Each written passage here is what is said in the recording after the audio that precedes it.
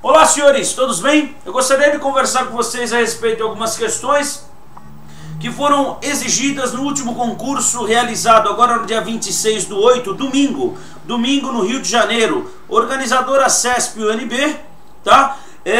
Concurso do Tribunal Regional Eleitoral, TRE do Rio, analista judiciário, área administrativa. Pessoal, a parte de penal e processo penal estava tranquila, tá? Vamos responder, eu vou fazer duas em duas, vou postar os vídeos, tá? Senão fica muito pesado para você. Então vamos lá, senhores. Você sabe como é que funciona a CESP, né? CESP certo ou errado, beleza? Questão 85. Considere que Paul, cidadão britânico domiciliado no Brasil, em visita à Argentina, tenha praticado o delito de genocídio contra vítimas de nacionalidade daquele país e fugindo logo em seguida para o Brasil. Nesse caso, será possível a aplicação da lei penal brasileira. Será possível a aplicação da lei penal brasileira, certo ou errado? Senhores, evidente que você tem de saber do Instituto da Extraterritorialidade. A extraterritorialidade, a aplicação é a possibilidade da aplicação da lei brasileira aos crimes cometidos extraterritório, fora do território. E você sabe que a extraterritorialidade, ela pode ser incondicionada e condicionada. Ou seja, as hipóteses da extraterritorialidade incondicionada estão lá no artigo 1º do artigo 7, no inciso 1º do artigo 7º. E a condicionada, inciso 2º do artigo 7º. O que significa isso, senhores? É a possibilidade da aplicação da lei penal brasileira na verdade, a aplicação da lei penal brasileira fora do território nacional. Essa é a ideia. Então, senhores, a lei penal brasileira ela será aplicada sempre incondicionadamente nas hipóteses do inciso 1 do artigo 7º. E condicionadamente nas hipóteses do inciso 2. Por que condicionadamente? Porque para a lei brasileira ser aplicada aos crimes cometidos extraterritório, tem de preencher as condições. Estão lá no artigo 7º as condições.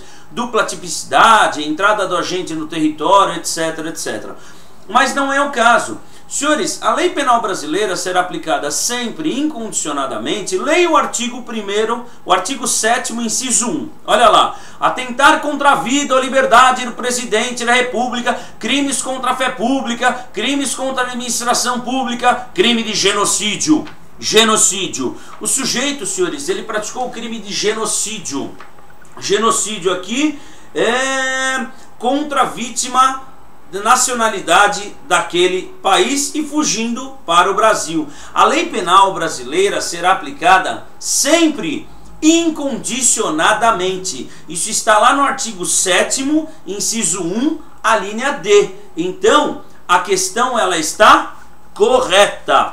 Olha só, artigo 7º, inciso 1, a linha D. A questão ela está correta. Beleza? Vamos responder mais uma?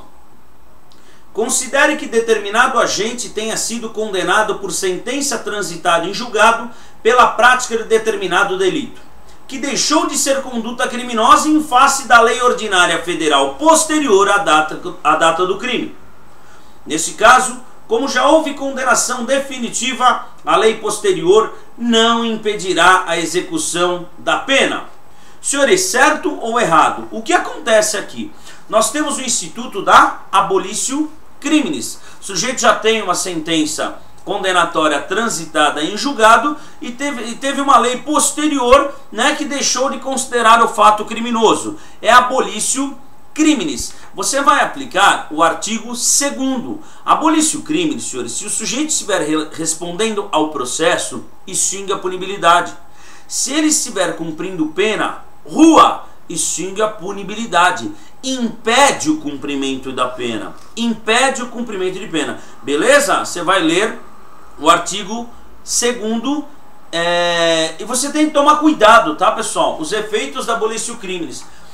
Na verdade, quando uma lei posterior deixa de considerar o fato criminoso, cessa em virtude dela os efeitos penais da sentença condenatória, ou seja, está na cadeia, rua, efeito penal principal é a pena, secundária a reincidência, os efeitos civis permanecem. Então a questão está dizendo o seguinte, ó, neste caso, já houve condenação definitiva, a lei posterior não impedirá a execução da pena. É lógico que está errado, pessoal. Por quê? Porque a lei posterior impedirá a execução da pena, abolicio crimes. Acabou, já era, não existe mais crime. Beleza? Até aqui?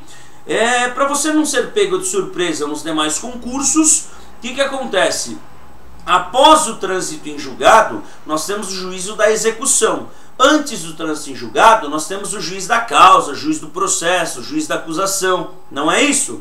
Beleza. Eu preciso saber quem aplica abolicio criminis após o trânsito em julgado, o juiz da execução ou o juiz do processo?